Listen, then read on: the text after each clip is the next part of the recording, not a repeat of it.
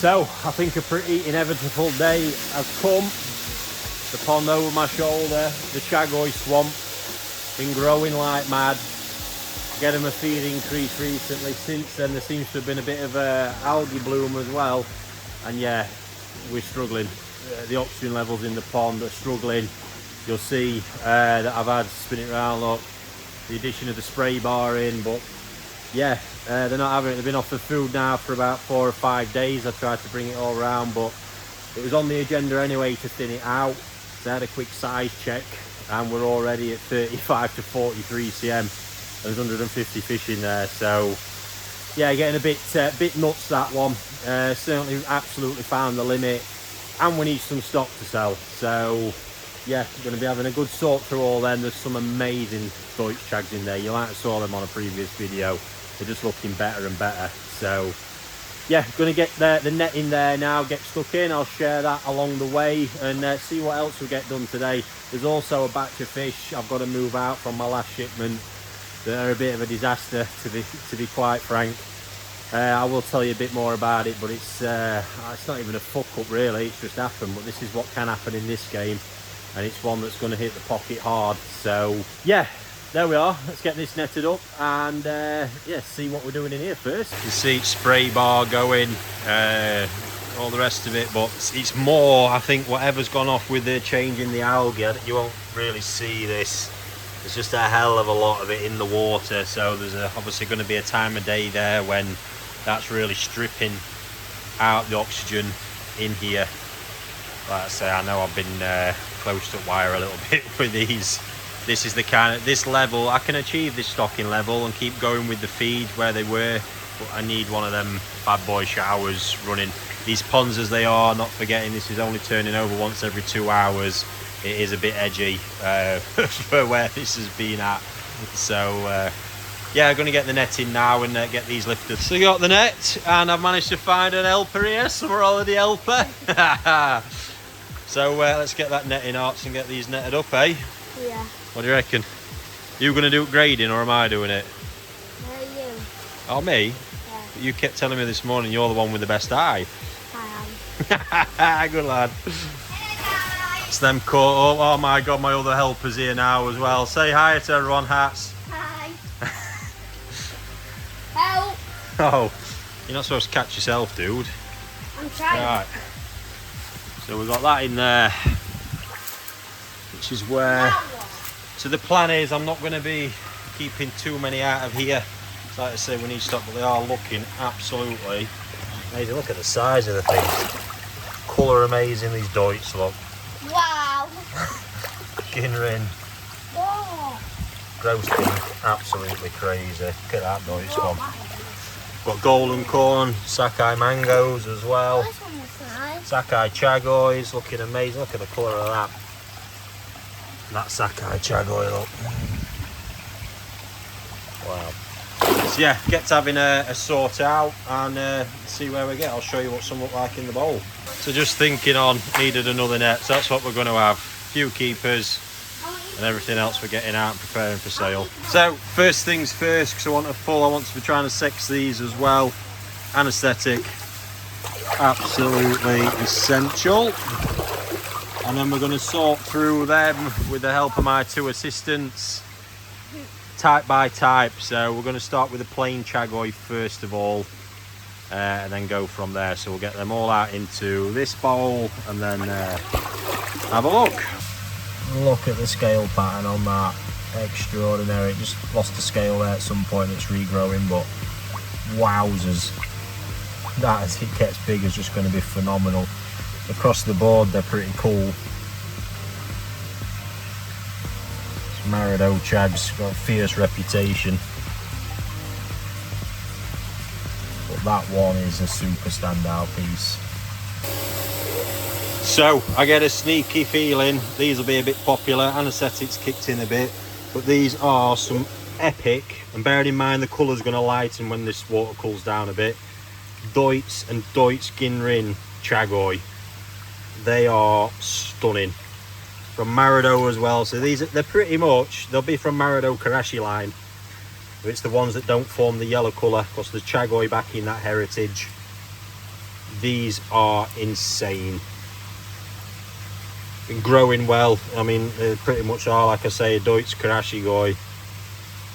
Amazing stuff. So look out for these coming, because I've already dealers who are being up are super interested. They'll be out there and available pretty soon, if I don't keep them all, which apparently I'm not allowed to do. Oh, slowly get them down, and look, working on Ginrin now. I've still got a fair few in there in this mega bowl full. Look at some of these, look.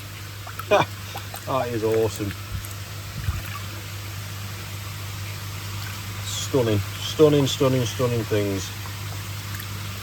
Great size as well. So happy with them. So get through them now and carry on, getting to some of the really exciting stuff in a minute. Right, that's Chagoi done. In the nets behind me, you might be able to see. Yeah, fantastic. Really impressed with those. Then Deutsch Chags, wow. I'll be trying to get my hands on some more of them next year. Never asked for them this year actually, but ended up with them in the batch that I bought. Some people might have complained, not me, love that. And if I try and get them on their own, probably won't happen. So yeah, we're on to some mango now. So these are primarily all fish to keep. But yeah, I'm going to let you have a look anyway. Wowzers, look at them folks. Not just the colour, it's them heads, look. Head, shoulders, every fish. Just power. Amazing colour. I would say they've probably been held back a little bit, in all honesty, so time to get these flying now. It's probably one of my top pieces overall. Amazing stuff. Golden Corn time now.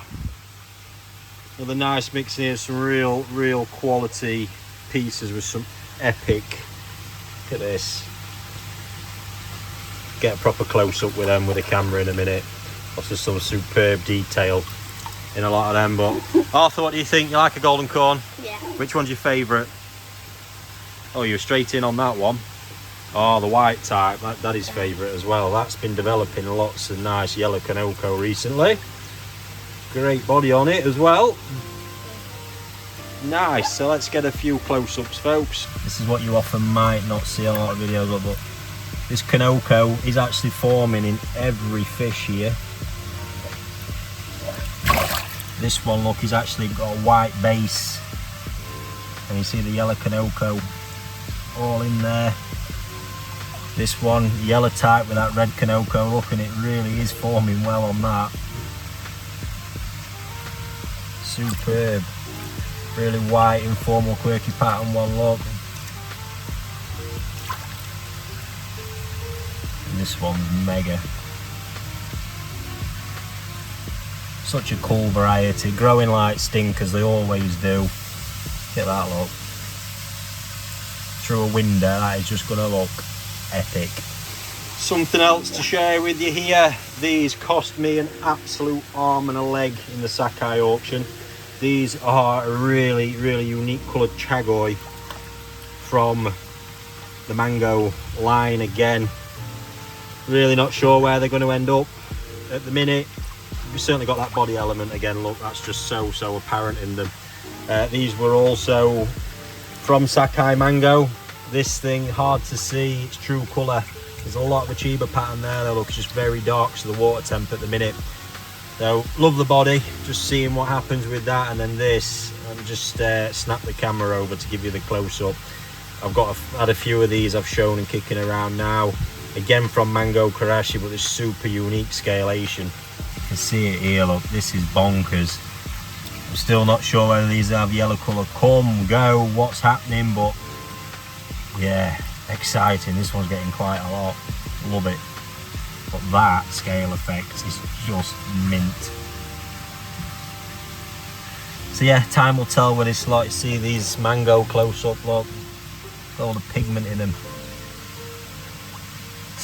Insane in the coloration, in the scale of that one and the scalation, so let's wait and see. So last bowl, and some weird and wonderful, some stuff you have to give some time to, i.e. this Komonryu.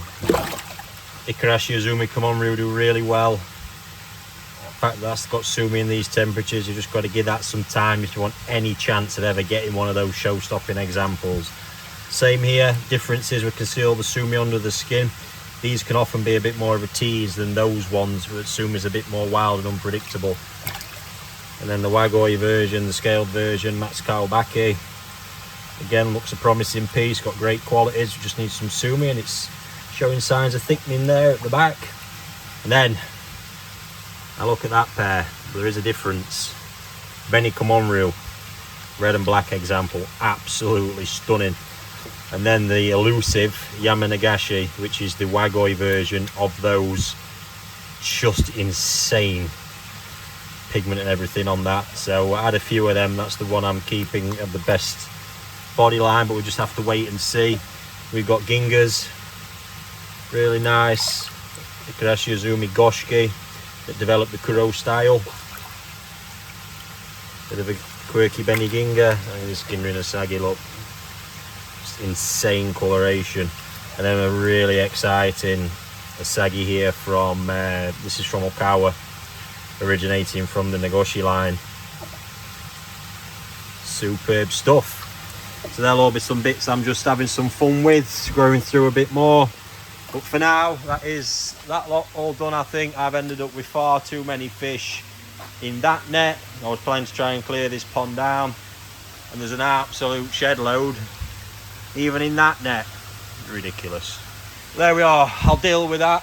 Again, just got to probably pivot on the plan, as I have to keep doing constantly. And yeah, we'll start getting them outside. I'm going to give this a bit of a big water change today because it does look a bit exhausted. And yeah, on to the next one from there. Right, I'm just going to share something with you, because while I've been working on that pond, the drum filter's decided to pack up for whatever reason. Need to find out what it is. It's just obviously skipped some cleans to the point now where it's drained out the chamber because the water's not been getting through. I'm going to flip this round and show you, because I've been questioned by some of the so-called experts before as to why drums shouldn't be doing this, shouldn't be doing that. We've determined they're not big enough, but that's how they were sold, based on the flow rate of the filter, which I've said many a times is wrong, because flow rate wise, apparently it does this pond absolutely fine. The reality is it can't cope with how this pond is performing and the pressure it's being put under. You see the biofilm build up on this screen. This is after a week and a half. Let me show you. That biofilm build up. Every week we come in here, we clean these off with a cleaner and jet wash them as well.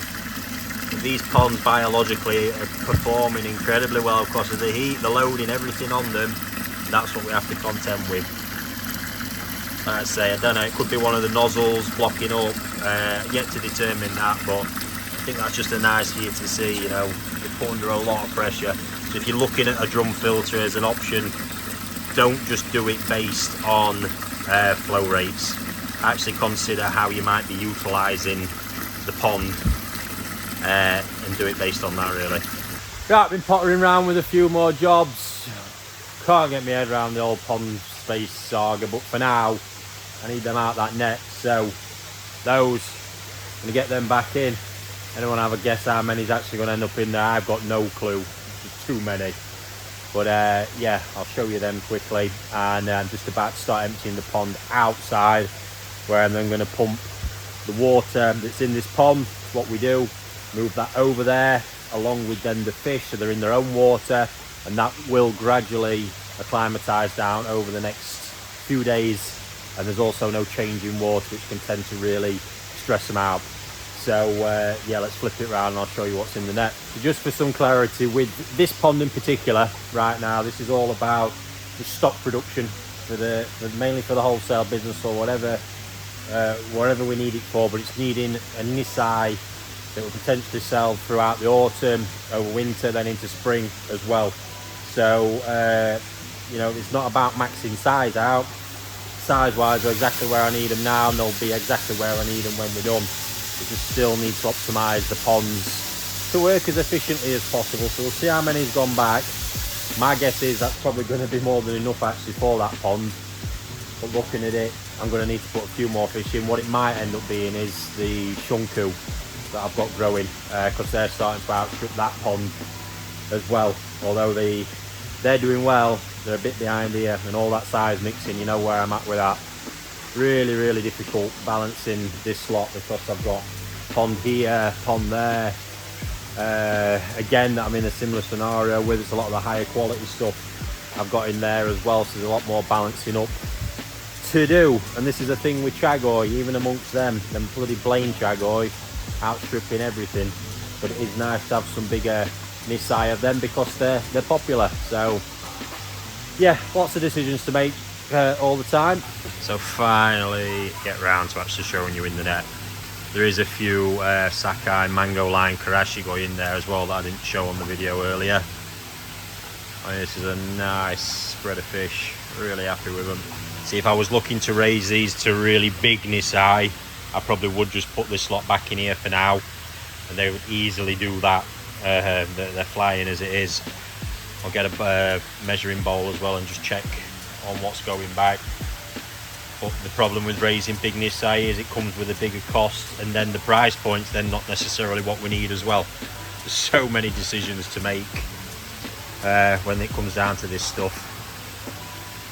But if it was me personally, I'd just be putting probably the Chags and the Mangoes back in here, a few select Shunku pieces, and absolutely pushing them on. It's not always the best decision for the business. So a couple of Chagoi there, look, comfortably 40 to 42 cm. Super quality, really pleased with them. So my guess is we're probably Ginrin Chagois there, maybe around 35-ish.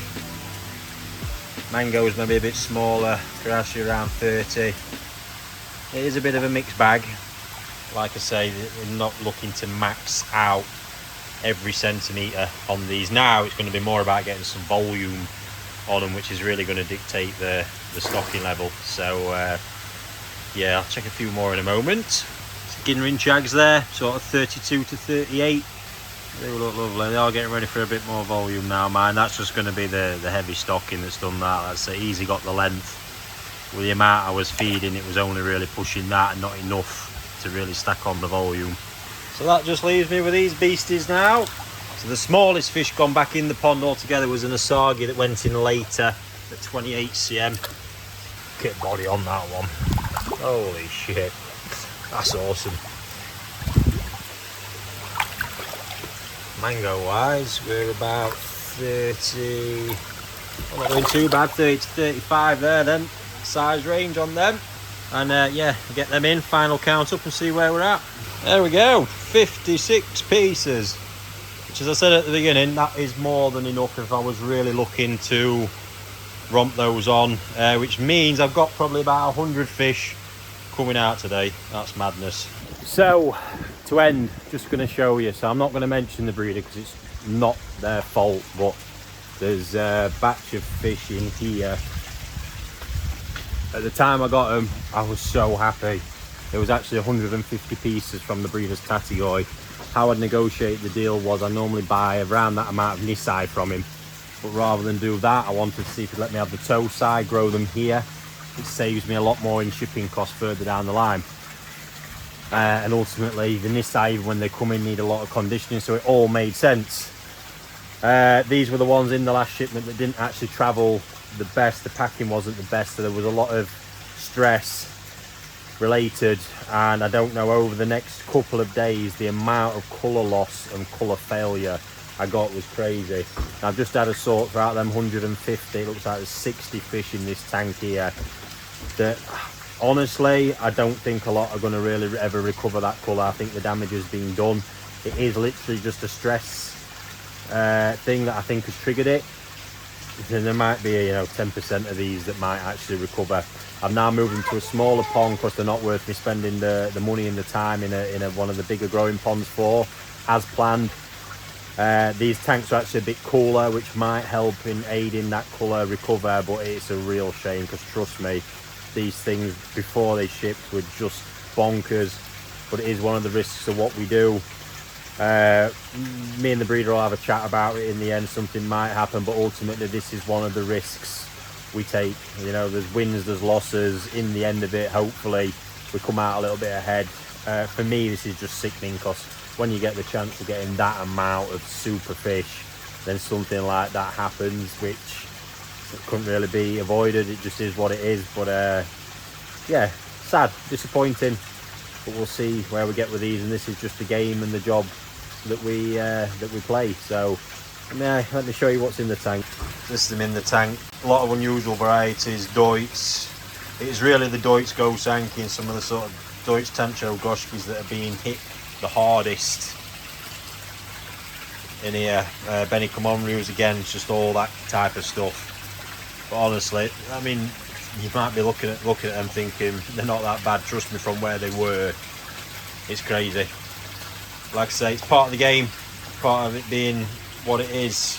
Just every time anything like this does happen, it really pisses me off. But it's not really the money side that bothers me, it's just the fact I was so excited for such a batch of fish. And I even expect, you know, growing these varieties, a good percentage to go to shit, but it wouldn't have happened to this level and in the time span that it has if it was, you know, down to real natural causes. Let's say it's a stress effect ultimately that's triggered it. But there we go. So there's a little insight for you. Chagois are on the way out to their pond now. All being well, I'm going to be carrying on in that greenhouse I've been in today and sorting a few of these ponds out. Looks like the logic to me is sorting out. I'm going to have 3 ponds growing through to Nisai. I think they're now at a point where everyone's got these random mixed sizes. I need to get them sorted, as in like I have done today, some fish removed because we need stock to sell, and then getting to the point where I've got other ponds where I'm actually sorting out the size so they're within, I think, hopefully a 5 to 10 cm differential. I like 5 cm. I think on the bigger stuff I can get away with 10. So see if we do get to that tomorrow. It's a Friday and they never seem to go to plan, but if not, it'll certainly get done next week.